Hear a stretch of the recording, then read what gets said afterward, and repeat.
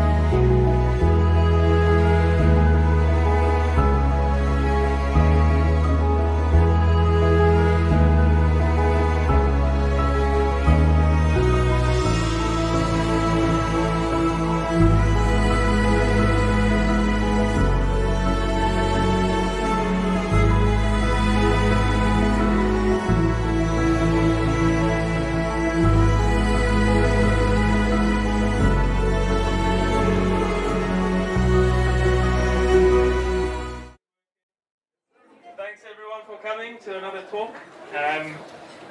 Before we begin again, I just want to lay down the bar rules and things like that. Obviously, thanks to Thirsty Giraffe, they let us do these talks here for free.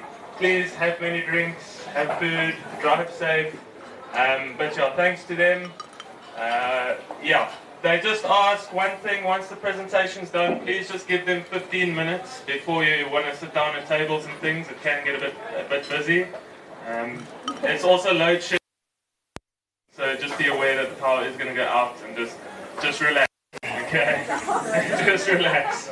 It can be a little bit chaotic.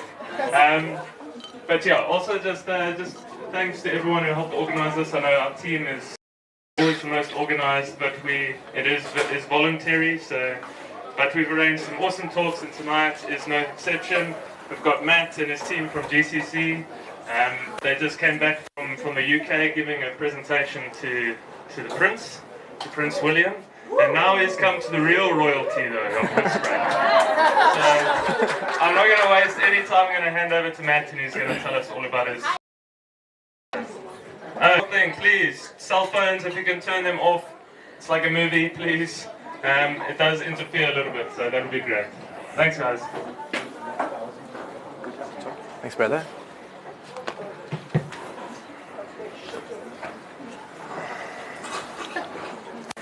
All right. Good evening, everyone. My name is Matt, and yeah, like Kyle mentioned, I asked him not to say anything, but we did just come back from London. You can hear? Closer? That's better. Okay, I'm gonna do my best. All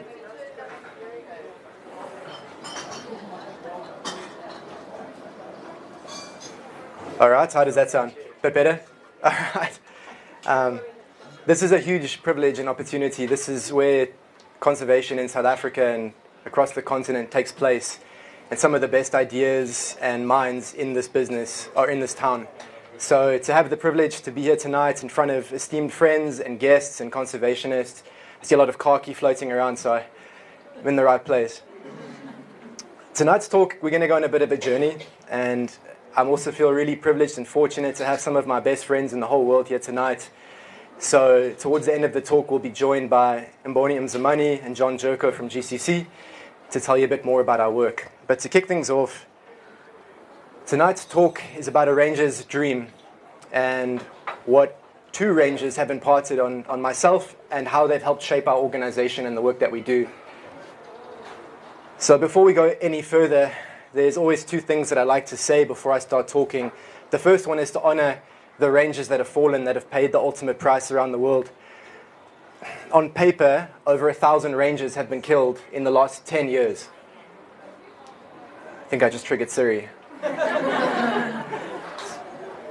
But that's around 100 rangers a year, but it's closer to about 150 rangers a year that take a bullet for species around the world. And a huge amount of those rangers come from this continent. And as you'll hear about tonight, even this area.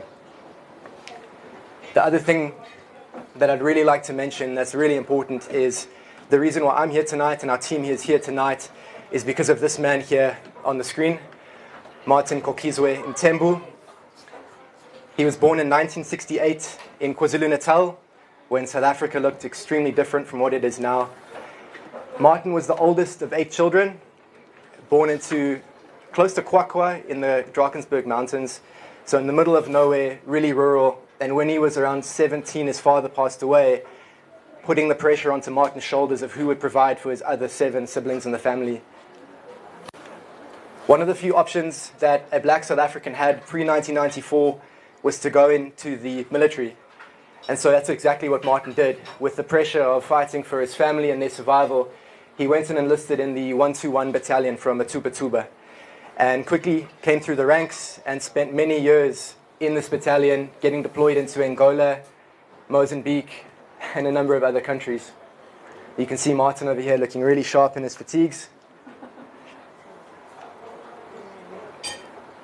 So in the mid-90s, when Martin left the military, he had this dream, and this dream was to come back into the world of conservation, to immerse himself into the natural world that he had spent his entire childhood living in.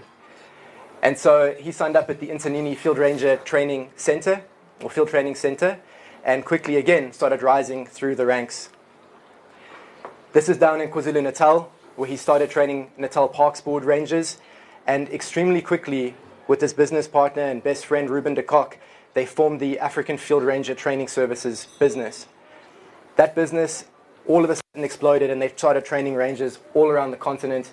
You can see Martin here at the famous PAMS Foundation in Tanzania.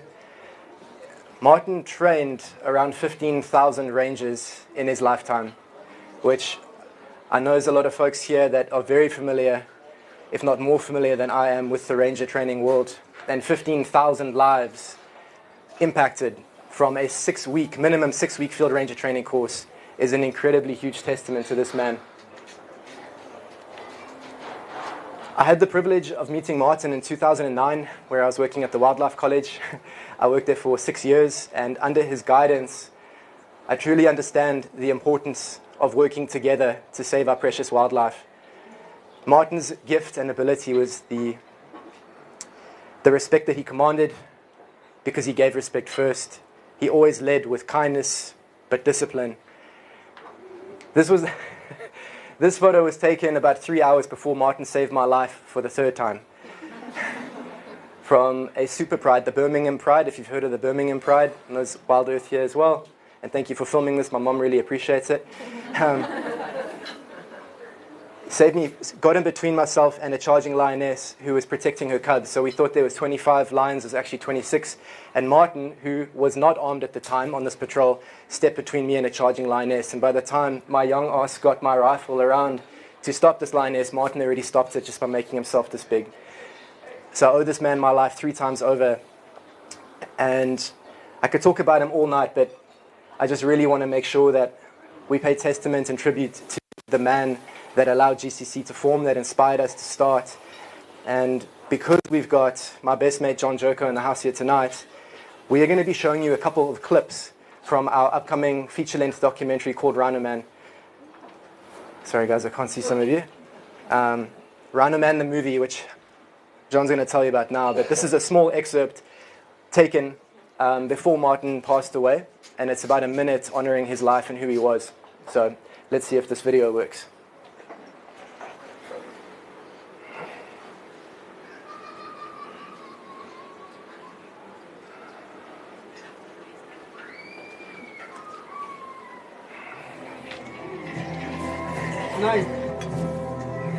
Been training rangers now for 26 years. I met Mark.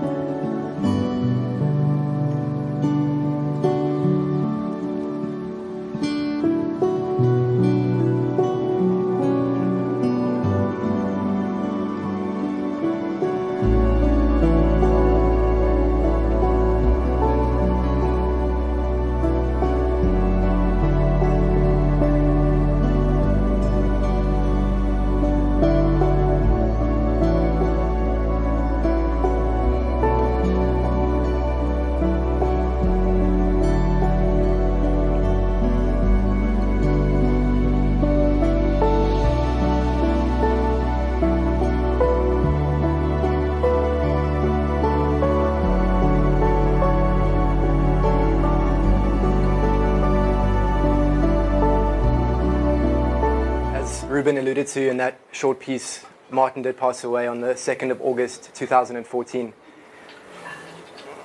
And the big question that we all asked was, what's going to happen to all the young youth, the men and women that Martin should have trained, whose lives he should have touched, that will never know his name, and that will never know the impact of being trained by a man of the people? It was a huge loss. And so when you're young and silly, you decide to try and do something about horrible losses.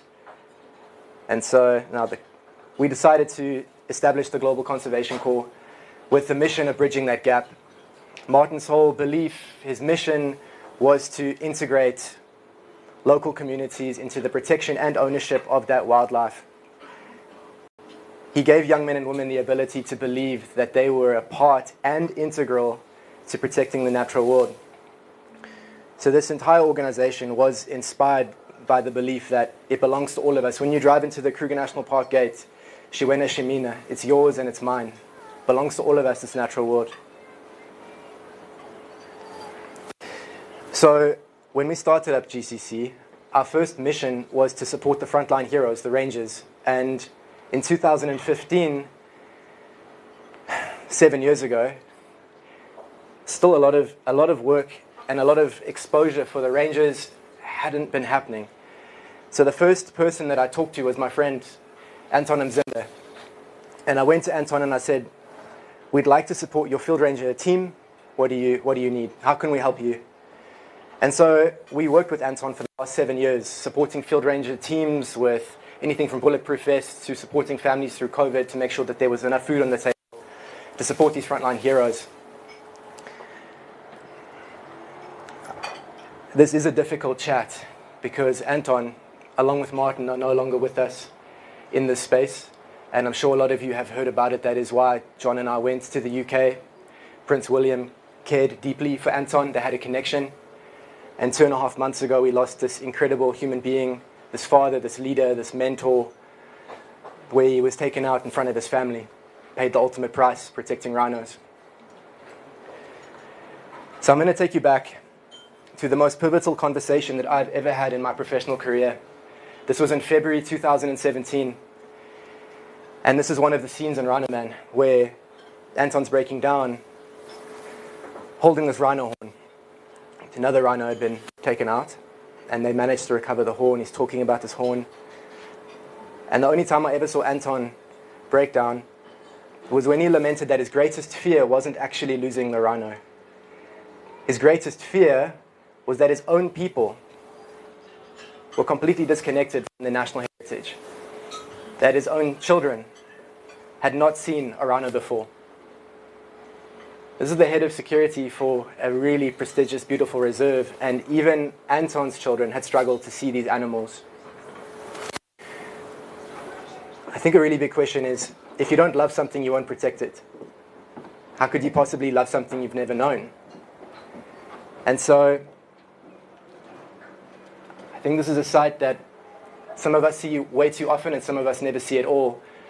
But this massive dichotomy between protected areas and the people living next to them, and how these massive 21-strand game fences are there to keep the wildlife in, keep the animals safe.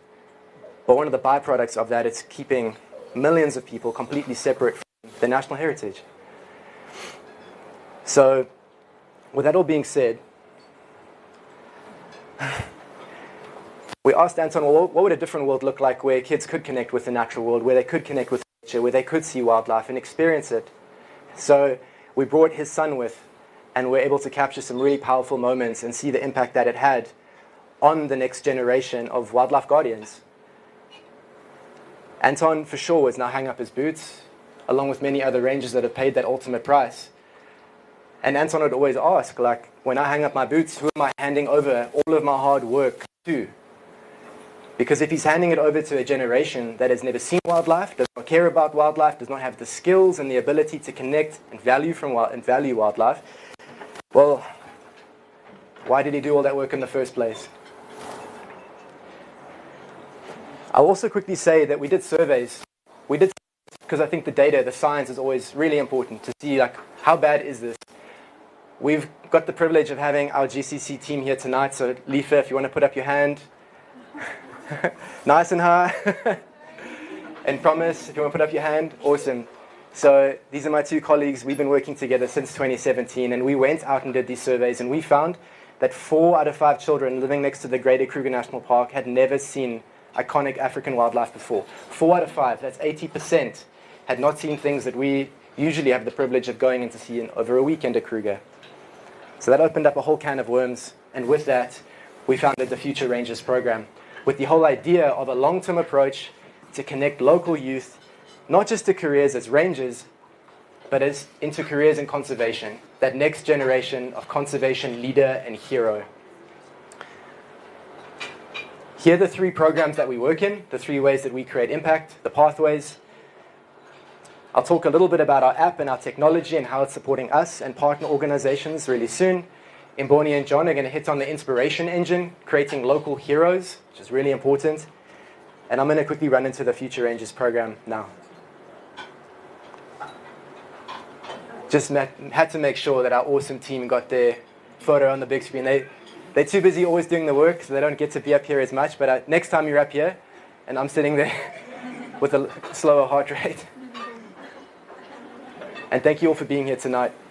I don't know the last time that you went out to Klubokani or Tulamahash, but it's at least 2 hours on really rough roads. And just got to say, like, having my friends, my colleagues here tonight, it really means a lot to pay tribute to the real heroes doing the work on the front lines. And you're going to see what they're doing right now. So here's our Future Rangers life cycle. I think we all agree you can't teach leadership in a week. It takes a lifetime. And so this is our approach in the Future Rangers program, our educational approach. We start really young. Lifa and Promise can talk all day about their favorite, well, Lifa's is favorite in the primary school. The really, really young children, 5 years old, associating wildlife to impact and what it means. Wildlife needs to be cool, it needs to be fun. Moving in through into high school, where we really start to develop careers, help youth identify what paths, what skills do they have that really enables them to find benefit, meaning income in conservation. And yeah, it's a really terrible color grade, so I'm going to move on. Further education. Right, so when you finish the Future Rangers program in high school, when you matriculate, we are starting to give scholarships to allow youth to move forward. You've got to have skills to get into this market to be competitive, which results in employment. And I think we all agree, if we've got food on the table, we can support our families. The desire and the drive to poach or any kind of illegal activity is going to go down. So here's where it started back in the day. I also got to say a huge thank you to Mr. Ernest Klati, who would never tell you this himself, but he is one of the most famous principals in the entire Mpumalanga. He has the highest success rate in the whole province with getting his students to matriculate, and on numerous occasions he's had 100% pass rate in a school that sometimes is plagued by load shedding, tough with water. But Mr. Klati, I think we would all love to give you a huge round of applause and say thank you.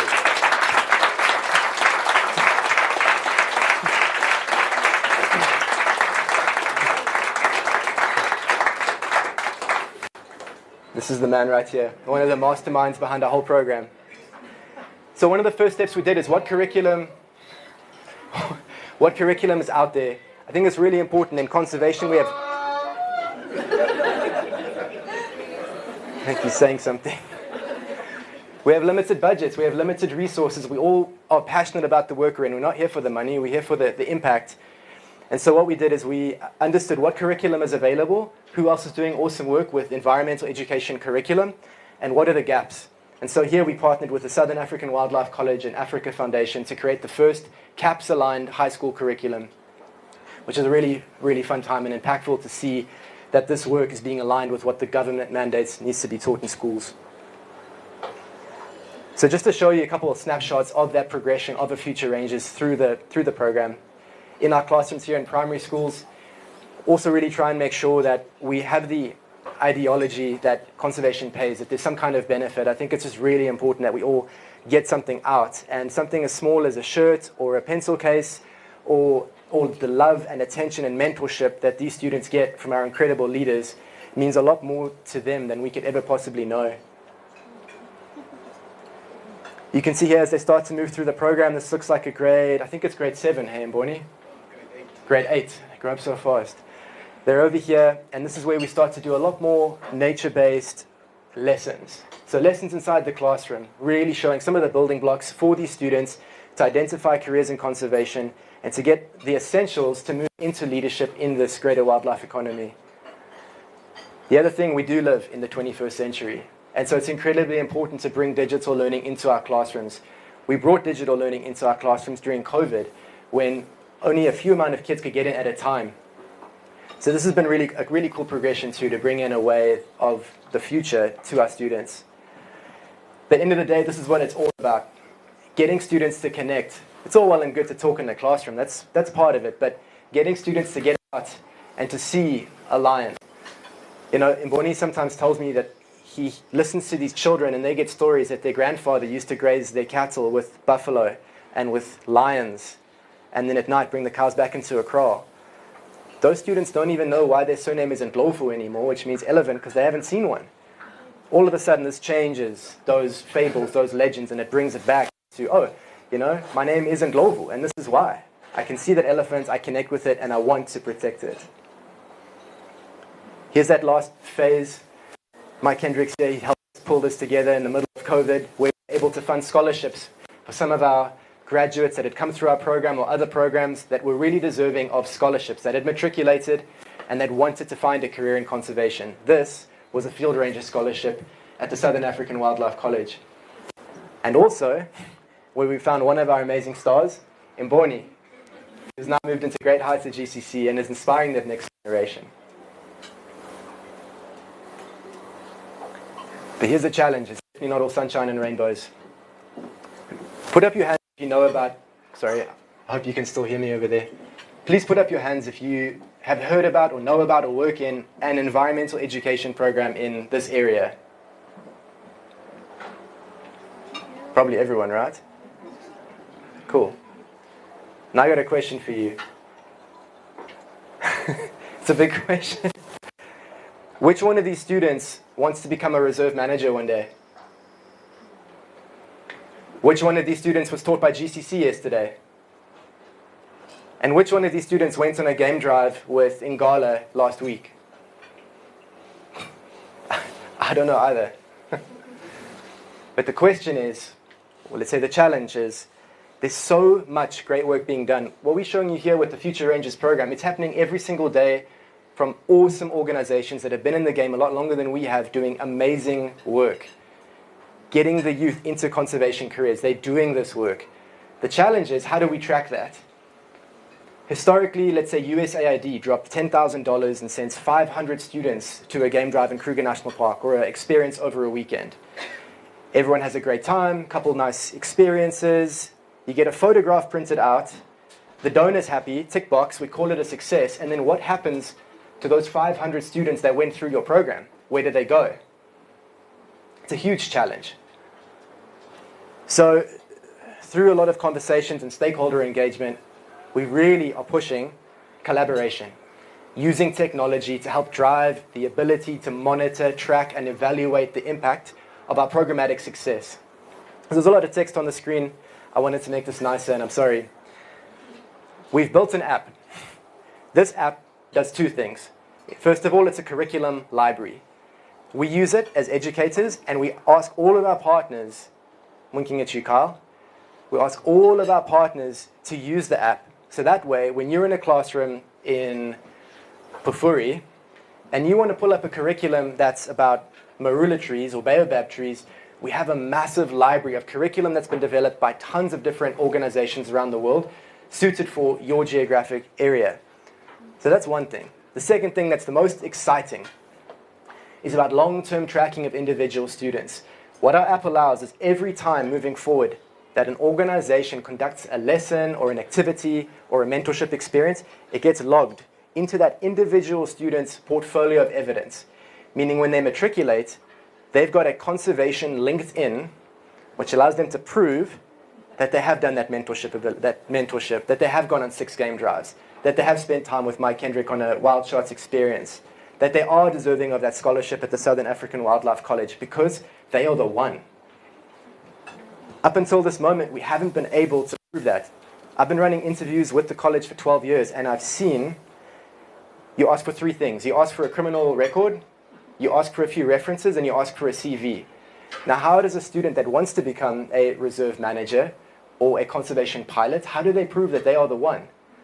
This unlocks all the potential that we are surrounded by right now. And at the end of the day, it's about getting that student to follow their passion. Really cool. We launched our app last year. We've got 10,000 students being monitored every single week, and we've got these 4 scaling partners. In January, we're bringing on another 40,000 students across 6 countries on the continent, and in the next 18 months, we're looking at 300,000 students in our platform, creating a pipeline of future conservationists, of future leaders, not just in entry-level positions, but in management positions. That's what we need. We need continuity. We need a new sort of revised pyramid of equality in the conservation landscape. And this is where I think almost stop talking. The last sort of piece in our jigsaw puzzle is this inspiration engine, where through surveys again, we've noticed that the only 3 main careers that our students previously thought that they could go into was a doctor, a lawyer, or a police officer. Those three things made the money, and those three things were made desirable by their parents. Most students never knew that they had all these opportunities 5 kilometers away, right next door in their own backyard. So, what we've done is we've used media to inspire that next generation. We've got our Careers in Conservation YouTube series. Mboni, you might as well start walking up here. We've got locally produced documentaries called Rhino Man. We're going to show you a little bit more. And then we've got 2 podcasts, the Voices of Nature podcast and the Rhino Man podcast. So if you'd like to learn a little bit more about different heroes in the landscape doing really impactful things, you can check out our Voices of Nature podcast or our CIC YouTube series. Right. Mboni, if you can still hold a straight face after you've seen Mboni present and show you his trailer for Careers in Conservation, I'm going to buy you a beer. Thanks a lot, Mr. Matt. Good evening, everyone. It's good to see you all. Yeah, it's a new platform for me, but I'm grateful. So I'm here to speak about careers in conservation. Well, careers in conservation is a locally produced conservation-based YouTube series that seeks to highlight local heroes in the landscape who are doing so well in the conservation space. We do this with the aim of inspiring the local youth. As Matt alluded as he was speaking, that most of the local youth are disconnected to the natural world, and most of them have never been exposed to these natural worlds. I mean, think about it. Waking up every day to the sounds of elephants, to the sound of lions, but you've never seen that. Therefore, you cannot really attach value to those animals because you don't know them, you're not connected to them. So careers in conservation is there to bridge that gap by connecting those, the local youth to the role models who exist within their communities to various careers within the conservation space. So we hope that this series is able to reach like the 4 million people who are living across the buffer zone of the Kruger National Park.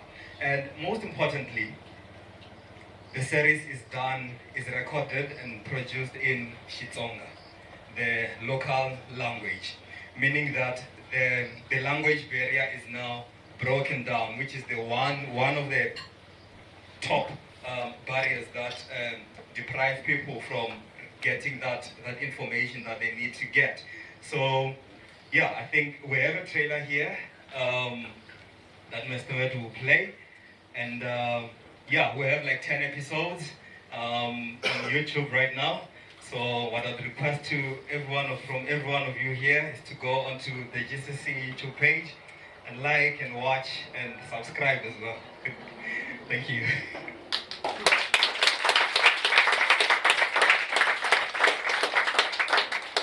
Sure.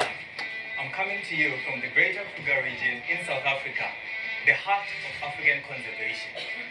Home to thousands of species, but also to thousands of people, most of whom are disconnected from their natural heritage and have never seen wildlife before. But that's about to change. I'm on a mission to highlight local heroes on the front lines of conservation, shedding light on their various careers and learning from the best in the field. We'll find out what it takes to walk in their shoes while inspiring the youth and tomorrow's leaders to follow in their footsteps. I love conservation. We'll be communicating in Xitsonga.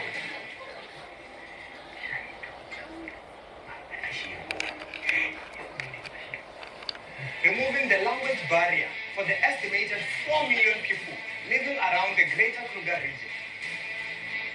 Join me, Bonin Zamani, as we discover careers in conservation.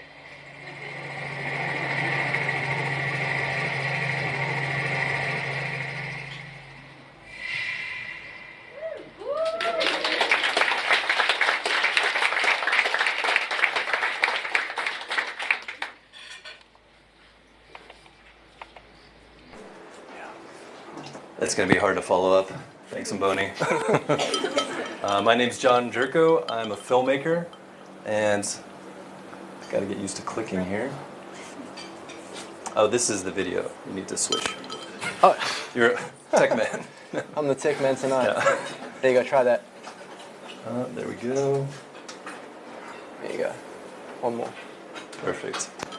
Yeah, so I'm a filmmaker. I'm from the U.S., originally from Ohio, live in Atlanta, Georgia now. And when I moved to Atlanta, that's how I got connected to Matt and GCC and this film, Rhino Man. So my background's filmmaking. I'm not a conservationist, although I'm starting to become one, I guess, because I'm just so immersed in all this. But yeah, I got connected to this story seeing the original trailer of Rhino Man back in 2018. And it's a long story of how I got to be a part of this. But I found myself in 2018 with Matt down here, based out of Hoedspruit, at the Wildlife College, working on this film Rhino Man. And at the time, I really didn't know much about what was going on with the rhino poaching crisis, what rangers did. I just saw that trailer and thought, there's a story here, a really interesting story, a beautiful story. And when I got down here, the first thing that I noticed, there's all this beautiful wildlife and amazing spaces, but really it's the people that I connected with the most. First with Ruben de Kock at the Wildlife College when he was still training rangers back in 2018. And then shortly after, the next week, I met Anton Mzimba for the first time and was just really struck by how courageous and humble and, just commanded respect by giving respect, as Matt said earlier on. But I was just really connected with these people, and it took me into this path of wanting to learn more, wanting to tell their stories, and bring this film to life. And, Mboni is really focused with Careers in Conservation on the local, raising awareness locally. But with this film, we want to bring awareness globally. Because like I said, I really didn't know much about this myself, and I feel like most Americans, Europeans, other than this small sliver of people that are really diehard conservationists, don't really know what's going on here, don't know what these men and women are doing out in the field. And so with this film, we really wanted to bring more awareness to what's happening. So Rhino Man, it's the story of the South African field rangers fighting to protect the rhinos. And we follow Ruben de Kock leading a group of 41 young candidates through a ranger selection process and interweave that with Anton Mzimba's story and showing him out at the Mthembu Private Nature Reserve fighting to protect the rhinos. But not just that, we really wanted to show the human side of these men and women. And so we see him at home with his family. We see him, missing his family and explaining how long these deployments are, 28 days, 30 days away from his kids, and really just connecting you to these amazing humans. Because for me, I think there's so many awesome films out there in this conservation space that show the wildlife and what's going on the ground, but I still think it's hard to get to the broader masses unless you focus on that human story. And it's really hard to watch Anton and see his story and not want to root for him and what he's doing and get connected to it more. And that's really what we're trying to do. Along with the film, we're building out a social impact campaign. So we're doing things like funding ranger training at the Wildlife College, Future Rangers, which Matt just shared with you, and we're bringing in Thin Green Line Foundation to help bring support for fallen rangers' families as well. We want to do screenings with communities. We want to do screenings for rangers so that they can see that people care about what they're doing, because that's one thing that we hear is a lot of these rangers feel like, we're out here doing this work, but does anyone really know what we're doing? Do they care what we're doing? So we want to say, yes, we're telling your stories. We want to share that with you. So there's a lot of other things involved in this, but we want to make this a movement and take the motion from the film and drive people to take action and do things to support what's going on with rangers in Africa, but even beyond. So there'll be more of that as the film develops on our website and how people can get involved. But we also want to say that there's a lot of people supporting this project as well. Dr. Jane Goodall just gave us an amazing quote. Rhino Man highlights the immense debt we owe to the rangers, the true heroes in our efforts to protect the world's wildlife. And as you heard from the introduction, Prince William and his family and foundation really want to support this cause. And Anton spoke to him and has motivated him to become more involved, to help this story get out to the world so that people wake up and see that, yes, we want to protect all these beautiful spaces, we want to protect all these species, but who's going to do that work? It's the rangers. So that's our film. I could go on and talk a lot more about it, but we want to show this final scene of Rhino Man, which is really Anton's dream about the future. And the film is about the rangers and the work they're doing, but this dream kind of carries on to what Matt was talking about with future rangers and the future generations, because the rangers are buying us time, but it's what we do with that time that's going to make a difference. So Anton could say it best. I'll let him do it.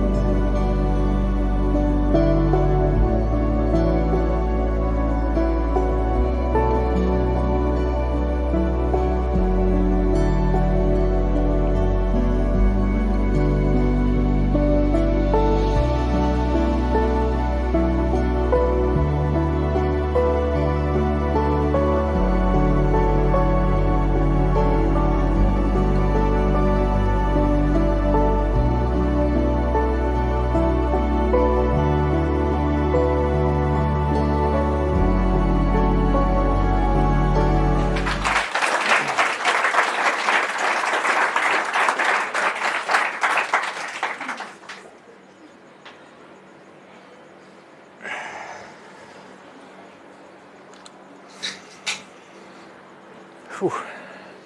Yeah, so might be a bit loud. Is that all right? Thanks. Yeah, there's not too much to say beyond what you've just seen. There's the most incredible human being that really epitomized who and what a ranger is and could be.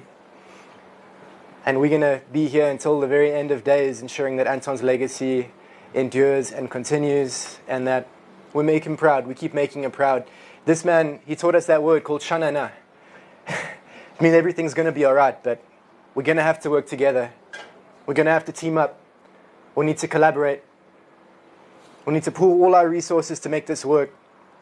I'm sure we all know it by now, but we're in the 6th mass extinction. We've got 1 million species threatened with complete disappearing from this planet in our lifetimes, gone. Things that we love, things that we take for granted. I found out the other day that in England, for example, just to give it a global perspective, the flying insect population, which is responsible for pretty much all pollination of crops and food security, has declined since 2008 by 56%. This is not a rhino poaching war. This is a war for our survival. This is a war for our existence. And I think we will figure it out. I think the big question is, how many species, how many lives are going to be lost along the way until we get it right? And I think the solution is working together. It's communication, and it's believing that we can make a difference if we heed the words of Anton and we invest in something bigger than ourselves and that next generation to take the reins when we too hang up our boots one day. So that's it from us tonight. Really appreciate you coming out. I know it's not a pulse fishing hour. That was an amazing conversation. But this is something from the other side of the fence, which I think is equally important and is intrinsically linked. Wildlife and people, we're not separate. That fence means nothing. We've forgotten that we are one and the same. We are all a species on this planet just trying to find our way.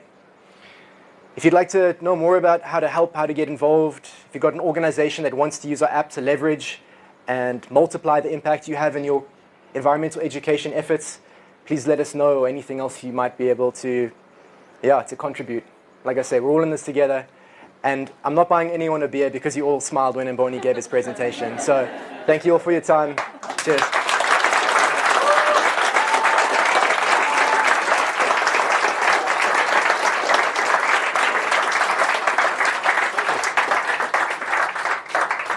Oh. I've got a question. Do you want the mic? Well, I'll just repeat it back. I don't need a mic.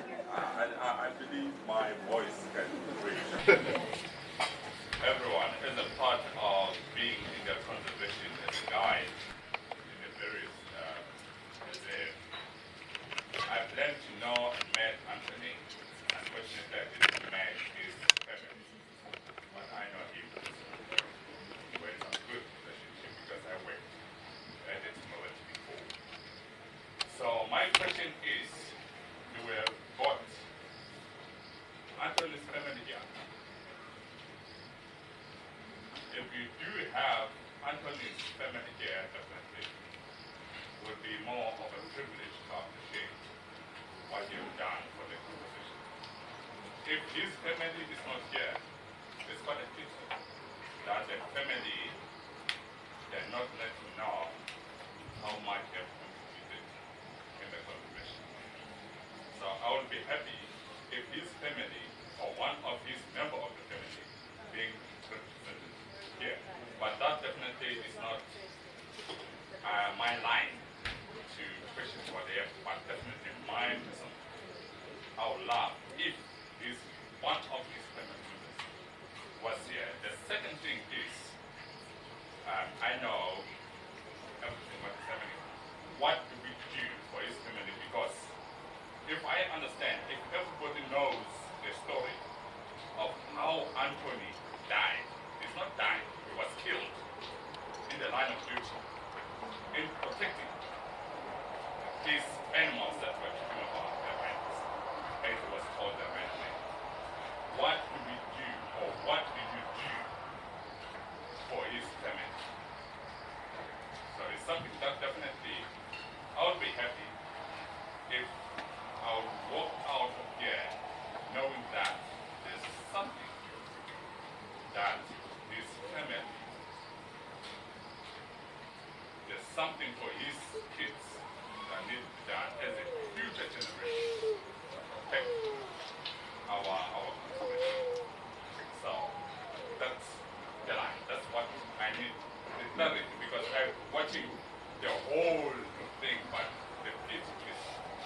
been very close to him.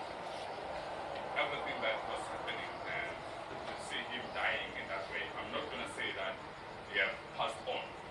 He didn't pass on. He has been killed in the line of duty. He has got quite a lot of threats that have been happening in his life until the last day that he was shot and killed at his home. So definitely, if personally, I think that if there's something that we need to do to support his family and his kids. Thank you, sir. What was your name, sir? Pardon? What was your name? Oh, my name is Civilized. Civilized. Yeah. All right. Thank you for the great questions, Mr. Civilized. So, to answer you, and for the TV, could we just maybe give it a cut, because I prefer just not to have this. Thank you. To be honest with you, the reason why my presentation was a bit dear mekaar,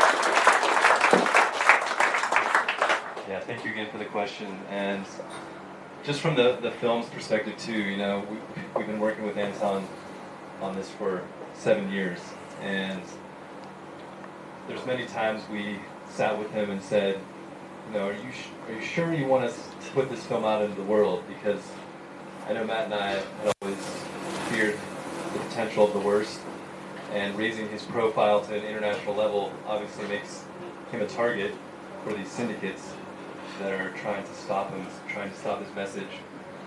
And every time we asked Anton, he said, John, Matt, these guys know where I live already. They're already threatening me. They could take me out tomorrow if they wanted to. This film isn't going to change that. But what the film, what the film is going to do is wake the world up to bring more support for these Rangers. Because Anton knew that this wasn't just for him, this was for rangers everywhere, and that their stories needed to be told. And he believed in that. And he would even tell us, the wildlife I'm protecting here, these rhinos, zebras were his favorite animal. I'm not protecting them for myself or for my children, but for the entire world. He really believed this was a calling, and that this was for the whole world. And so, listening to some of Anton's voice messages over the last few months, just kind of trying to remember what he was saying, come across these messages where he's saying how proud he is of this story and can't wait for it to get out there and is excited for it and wants to be able to help it get out there. And so that's really a big reason that I made this whole trip. Like somehow we ended up getting to speak to Prince William, and that was Anton's doing, which was an amazing experience. But the whole reason I came on this trip was to come back down here to reconnect with his team, his family, and other people that were a part of his story, to tell this tragic part of his story, because as hard as it is to hear and to see, if put in there properly, I think it's just going to really ignite people's desire to take action and do something to make a difference.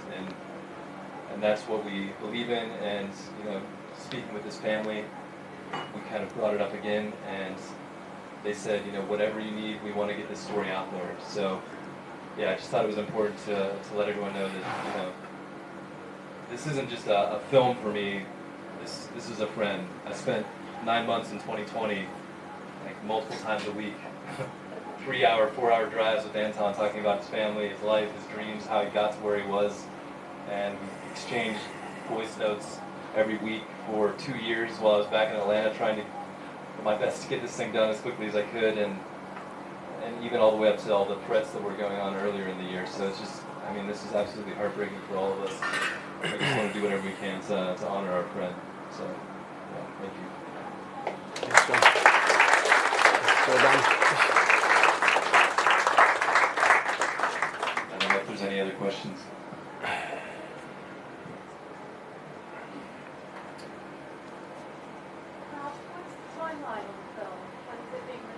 That's a really good question. I should have said that during the presentation, but what we're really pushing for is to finish the film by the end of this year and to get it out spring of 2023.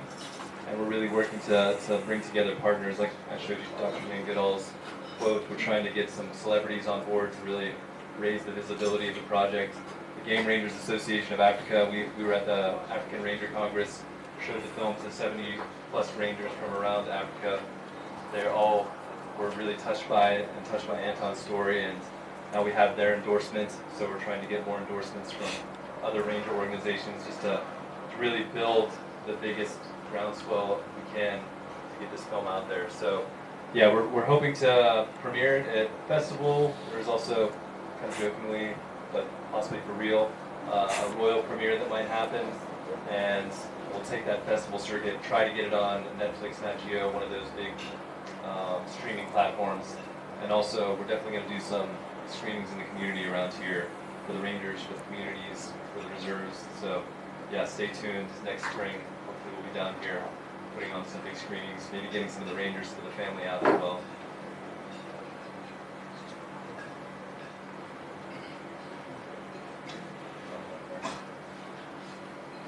So sometimes when these rangers go out to train them, they go out on patrol, they go out to an outpost and they're stationed somewhere. Sometimes the conditions that they're based in are shameful. What can we do to make sure that these incredibly important people doing this incredibly important task are treated properly? It's a really good question, and Matt might have some ideas. It's always been something I haven't really figured out how to work that into this social impact campaign, but I think one thing you could do is probably, we really need a resource that can check with these reserves, so that when you go to stay at a lodge, that are the people taken care of that are taking care of lands and that are working in your lodges, because I think that's a very important point. Mthembu does an amazing job taking care of their guys, and there's a lot of other great reserves out there, but there's also some pretty deplorable situations, not even just in South Africa, across Africa, Asia, all over the world. There's rangers are not really well respected in their position. I mean, they're frontline workers like police or fire, but they're basically our police and fire for the planet, and they're not respected like that. That's definitely one thing we're working on, is to find a way to have letter writing or petitions that can push the International Labor Organization. Right now they don't recognize rangers, and so that's something we want to change. And so we're working with International Ranger Federation, Universal Ranger Support Alliance, to put that pressure on them, because some countries they're considered circus performers or forestries. They're not even frontline workers. So yeah, that's something that really needs to change. And I guess for now, all you can really do is ask around and try to support places that are treating their rangers well. I don't know if you have any other ideas.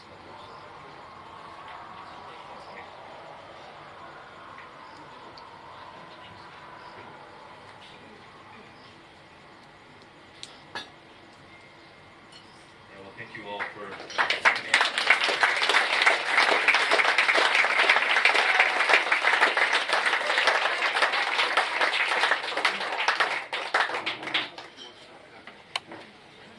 we'll be around, so if you have any questions, just come find us.